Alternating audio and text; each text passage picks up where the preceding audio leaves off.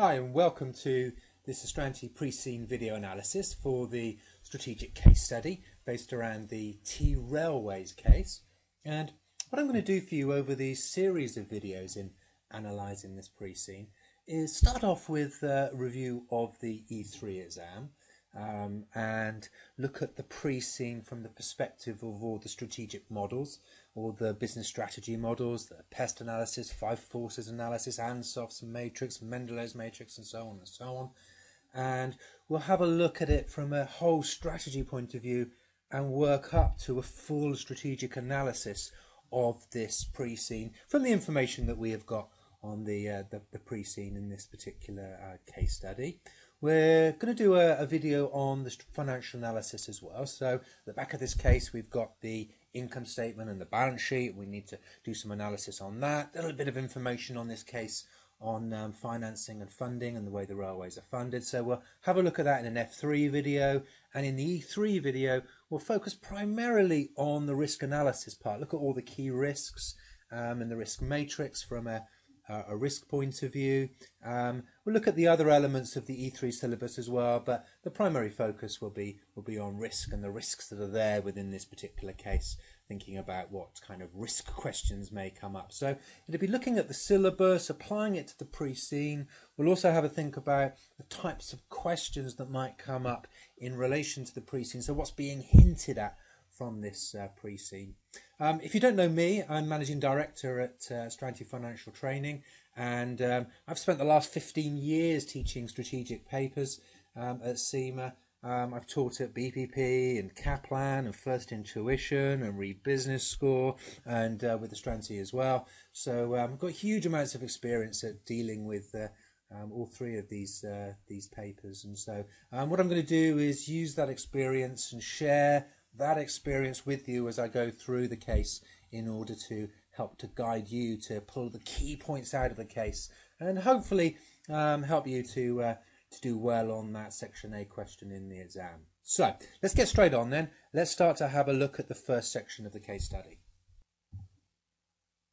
So here's the case study itself then, and we've got this case study about a railway company based in some European country. The way that we're going to work through this case study is I'll tell you what we're going to do in each video, and what you can then do is go through and read through that section, pull out any key of your own thoughts, then watch the video, and hopefully I will be able to elaborate on the things that you've been thinking of, give you some more things to think about, start to apply it to some of the models as we're going through. We're going to start off with an E3 review, and with that perspective, as you are reading through certain sections, always be thinking about all of the business strategy models as you're going through. And for this first section, the first section we're going to do is going to be just a short one, the first page down to the activities of T-Railways. And the reason we're going to start with that is that a lot of this is background information. It's a lot of information about the industry as a whole and the background to that industry, a little bit about the country, but with that perspective then be having a think about the PEST analysis, the political, the economic, the social and the technical factors as they affect the business, and also be thinking about Michael Porter's five forces analysis, the supplier power, the buyer power, the competitors, the substitutes, the new entrants that there may be having a think about those as you read through this section. And when you get to the end of this section, just have a little think about some general factors. What I'm then going to do is I'm going to work through giving you my view of those points and show you my PEST analysis and my five forces analysis. So take a couple of minutes, just have a read through of this section, do some of your own analysis, then come back to the video and watch a little bit more. Right, okay, so let me give you some of my thoughts then on this particular section. So first thing to notice then is that we have got, it's about this country T. We find that they're a railway company related to this country T, but as soon as we recognise that they are focused on a particular country, of course, in the PEST analysis, we must think about the political elements and how they relate to the country and the business. Particularly with a railway company and And as we find out in a moment, as it just says down here, they're a nationalised railway, meaning that they're owned by the government. Therefore, the political aspects within that country are going to make a huge difference to the company and the way that they operate. A new political party comes into that country and they'll have new views on the way that the railway should be run, potentially at some point decide in the future that they're going to privatise that railway. Could be a possibility, or that they're going to break the railway up, which is one of the options that we see later on in this case study. So basically, what's happening politically in that country is going to make a huge difference to the business and the way that it operates. I think that we can't look beyond as well the economic side of the PEST analysis too. Quite possible that we find out on the day of the exam some new information about the economy in country T and what that means, particularly when it comes to the F3 and the E3 exams and some currency issues, which of course is hinted about in this this first paragraph here with the exchange rates here. So that's worth being aware of. But definitely the economy of that European country is going to make a big difference. It's going to make a difference not just to the company, but also to their customers as well. In these, well, what are quite difficult times in Europe. Now, it's worth bearing in mind that they are outside the Eurozone, so probably at the moment that's a bit of a relief given all the troubles and strife in the Eurozone going on with particularly the southern European countries. Then, well, at least they're outside of that, but even despite that, the whole of Europe is going through difficult times. Looks like that's going to continue for the next few years. That's going to mean it's going to be hard to raise finance. It's also going to be hard for customers who are going to be on ever increasing pressures to keep to be paying less for things because they've got less money in their pockets, which is going to put pressure on the railways to keep their prices down, and the politicians to force effectively the regulator to keep the prices down. The poor economy as well is obviously going to put pressures on the government to keep costs down and not subsidise railways so much. So there's a big political and economic element to the fact that they're based in this one single European country, affected by those around them, but that local political and economic situation is going to be very, very important to them. It's probably worth our while just taking a think about, well, which European country could this be? I mean, there's various different possibilities. A landlocked European country. My best guess at roughly who this might be somewhere a country like Slovakia. We find with the Slovakian railway industry that they are indeed state-owned, like T Railways is, and they are broken into 3 different subsidiaries. We see down here that we've got these 3 subsidiaries. T-Link run all the passenger services, T-Freight Railways run the freight services, and we have the property and the track. Now, the Slovakian system is run under the same way. Perhaps the one thing that's different is that Slovakia are in the Eurozone rather than outside the Eurozone, so that will be different. But definitely worth your while having a quick look on Wikipedia at the Slovakian railway system. Just a little bit of information on a real life company that's similar to this. Could be somewhere like Hungary. Hungary is another state-owned railway, landlocked, similar sort of situation. The structure is not quite the same as the one in Slovakia. Somewhere like the Czech Republic or Switzerland, these are other landlocked European countries. Czech Republic is outside the Eurozone, as is Switzerland, so they're possibilities, but they both have privatised railway systems, so quite a different type of system there. So worth your while having a quick look at Slovakia and Hungary systems, just to get a feel for what's happening with real-life businesses at the moment. Okay, so new bit of information then coming in down on this next paragraph, and that's basically telling us what's happened in the past. Now, we are talking at, 20, almost 30 years ago here, which was that in 1975, the government bought the 2 local railway companies and therefore established this national railway. And So this business has been this way for, what is it, coming up for 30 years basically now. So there is a traditional approach. It's been this way for a long period of time.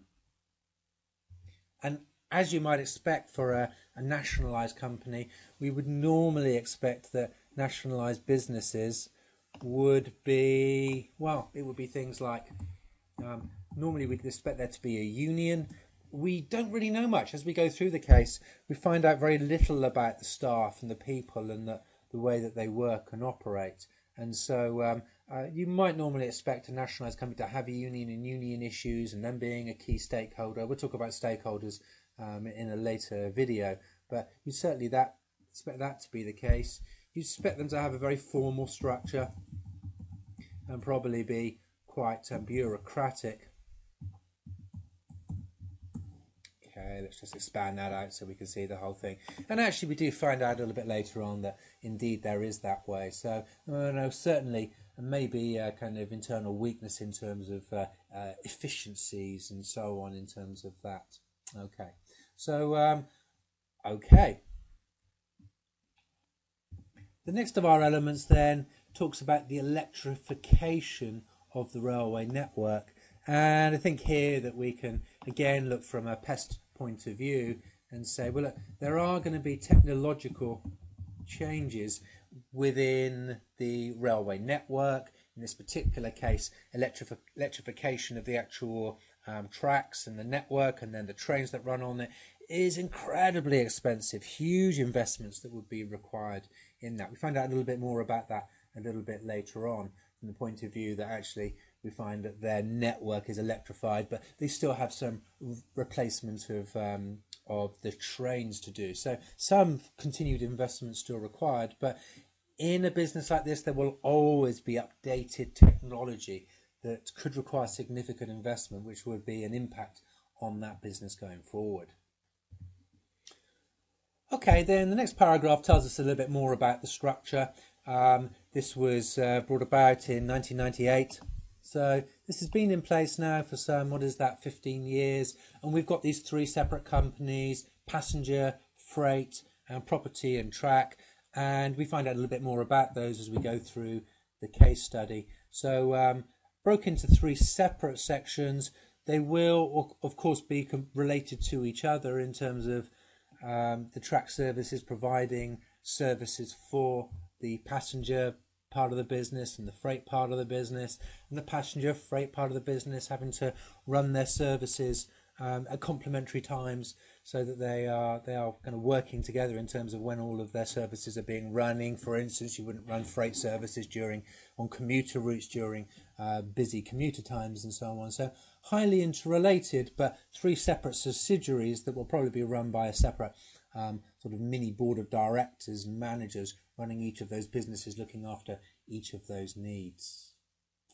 Okay, so what I want to do now, as we can reach the end of this section, is just do a review of the PEST analysis, but also have a little think about Porter's 5 forces from the perspective of the industry and the industry profitability. Now, Porter's 5 forces is always an interesting one to do on a public sector company and an industry that's largely public sector driven, because without the competition and new entrants, you get an unusual type of 5 forces. I've been doing 5 forces now for years and years and years, and always my least favourite is when you get to public sector, because in the public sector it looks a little bit unusual and the model perhaps less useful than it would be, which probably means it won't be an issue in your section A in the E3 exam. You never know, but probably won't be an issue for that reason. Nevertheless, let's have a look at it and look at some of the 5 forces factors.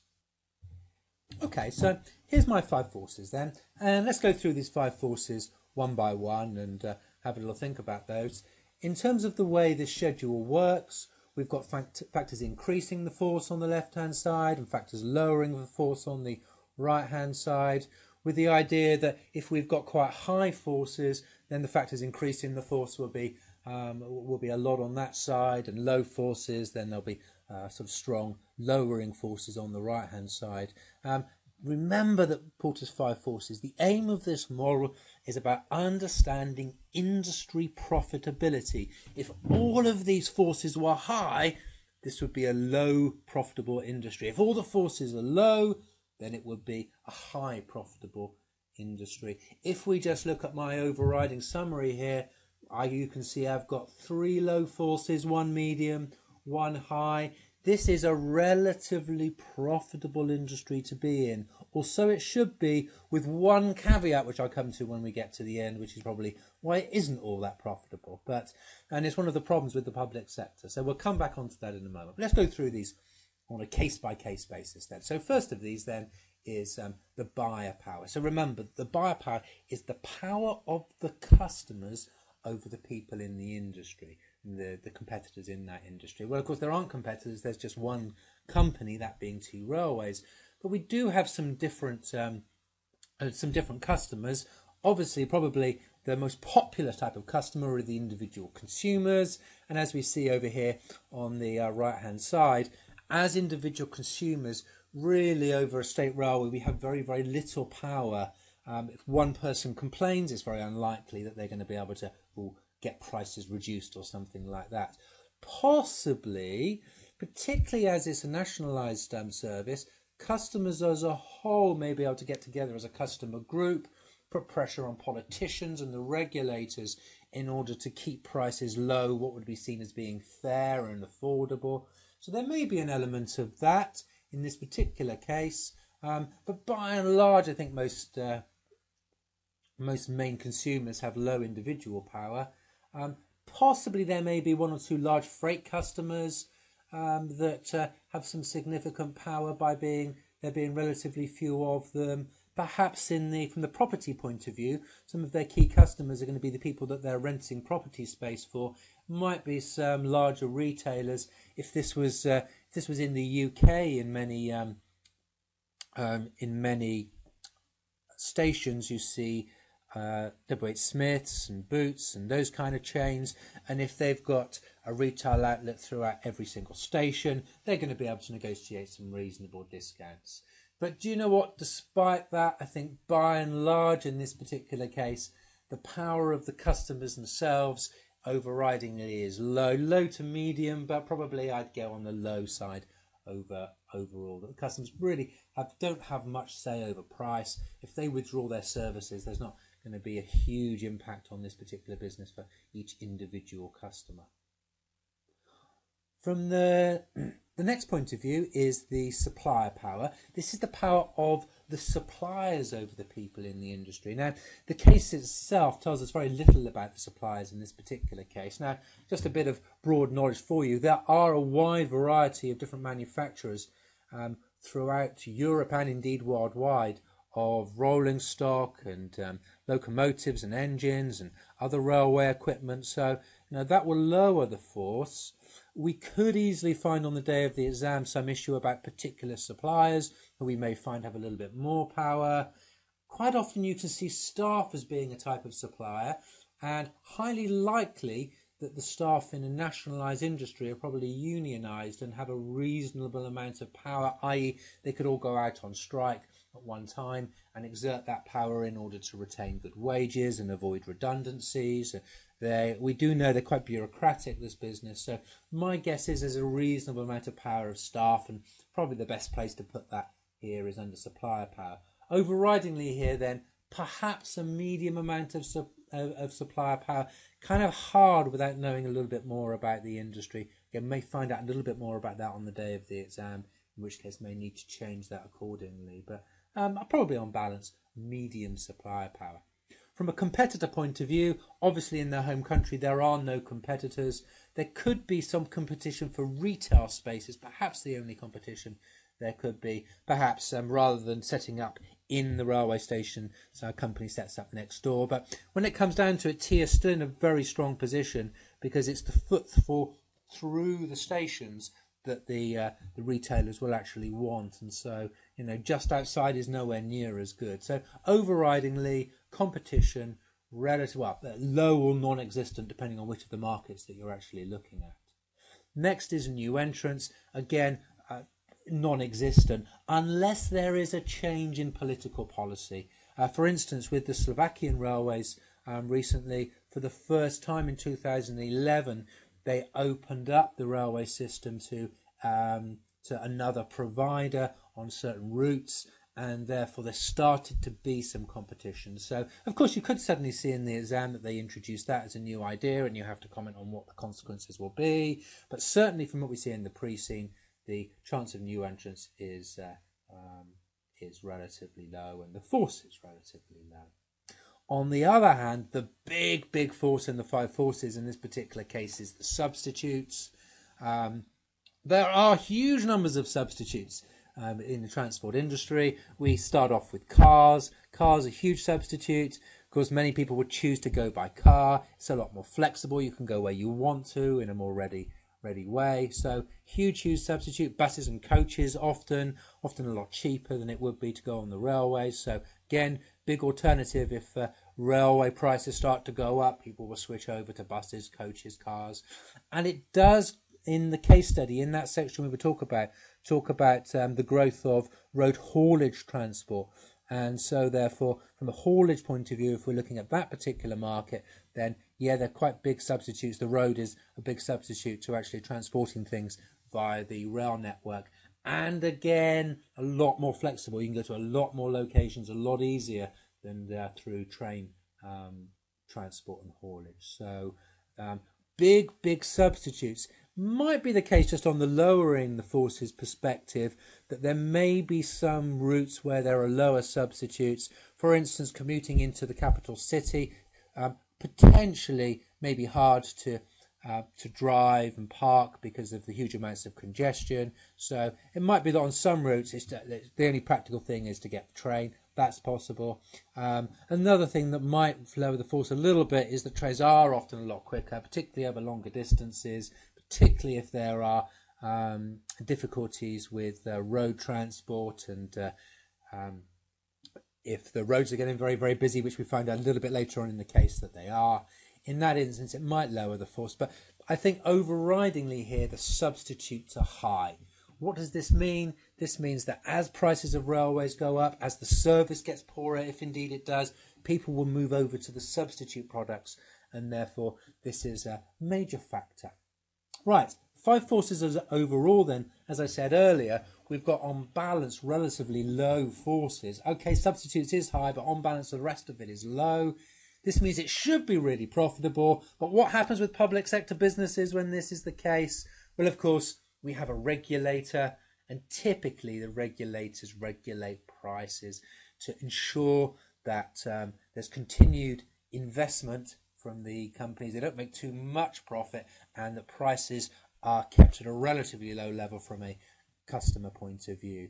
And of course, we find out later in the case, yes, there is a regulator, and this will be a restriction on their profitability. So that's one of the reasons why five forces is always quite hard to do from a very pure basis, because this external factor, that being regulators acting on the industry. Okay, that's your five forces analysis. Let's have a look at a summary of the PEST analysis. So we've been through most of these factors as we were going through our first section.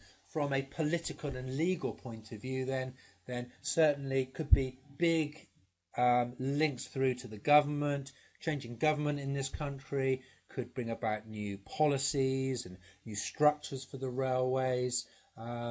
So politics, very important. Regulation, really critical. The regulators are there to provide a safe, efficient service that meet customers' needs, that there's going to be fair pricing. We find out a little bit more about the regulator a little bit later on in the case, so we'll talk about them a little bit more then as well.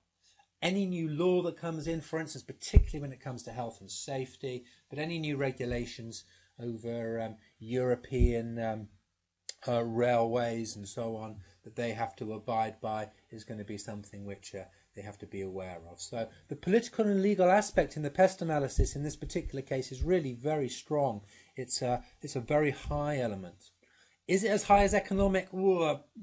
In this case, probably even more important. But as we know, times are very difficult in Europe at the moment. This is going to increase the importance of price to customers. They're going to be wanting the price to be kept low. They're going to be wanting that seen as being fair. There's going to be political pressure for the politicians to ensure that that doesn't go up too much. And so it's going to be difficult for prices to be raised in this time, and difficult therefore for the company to raise finance and funding using that method. The exchange rate impact will have an impact with the Eurozone. We don't know how the currency has changed over a period of time. I could easily see us finding that information out, particularly from an F3 and a P3 perspective. But certainly, exchange rate change is going to be a risk. Particularly when it comes to suppliers, if the suppliers are based in the Eurozone or outside the home country, other railway companies whereby that their route is travelling through that company and they're paying each other sums of money in different currencies, that could be an exchange rate issue. Another big issue is going to be funding restrictions. We do find out a little bit later in the case study that the government are looking to do some more private sector funding. Quite a hard environment to raise significant amounts of private sector funds at the moment, and so we'll deal with that more when we come to have a look at F3. But certainly the economic position in Europe, not good for any company at the moment, and that would be true of T Railways as well.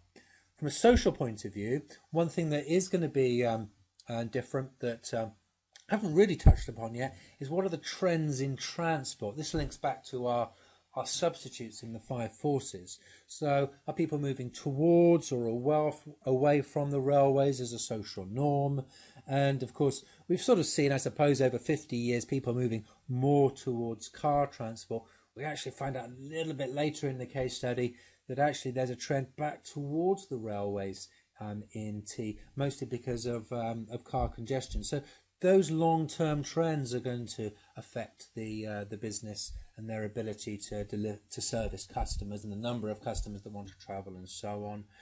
One very important element from a social point of view is a focus on sustainability and the environment. This is more relevant from a customer point of view. It's more relevant from a politician point of view, and being so linked in with the government, being a nationalised industry, they will no doubt be forced to abide by government policy in order to reduce carbon emissions and so on, and have carbon emission targets. Again, we find a little bit more about that a little bit later on in the case.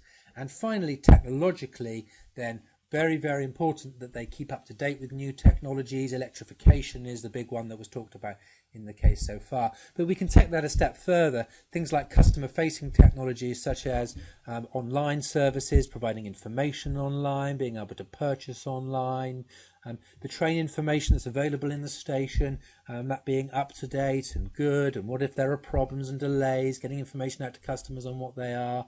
Things like onboard entertainment is the way things are going. Certainly in the UK trains started to move towards having things like televisions on the back of the seats, as you do on flights, on long haul flights. So that kind of customer facing technology is also very important for the business to keep their eye on. Good. So that's our broad industry environment and our 2 most important industry models, the PEST analysis and the 5 forces analysis. Okay. Next we'll move on to have a look at a little bit more detail at the railway themselves and some of the strengths and weaknesses of that railway. We do that in our video 2. Just one final point. You can get our full free strategic analysis on the website at www.astranti.com. So please just go in there, sign up, and you can download the whole of this document. So that will have your PEST analysis from 5 forces, but all of the other strategic models on it as well. You can also then get access to all of the other videos as well for no extra charge. So please sign up there to get access to all of the other videos as well. There's also free course notes on there, which hopefully you should find really useful. If you need to know a little bit more about PEST analysis and 5 forces analysis, then look at our detailed course notes where you'll get a really good breakdown of those. So lots of free resources on there. Please do sign in and get all those free resources. Besides that, I will see you on video 2.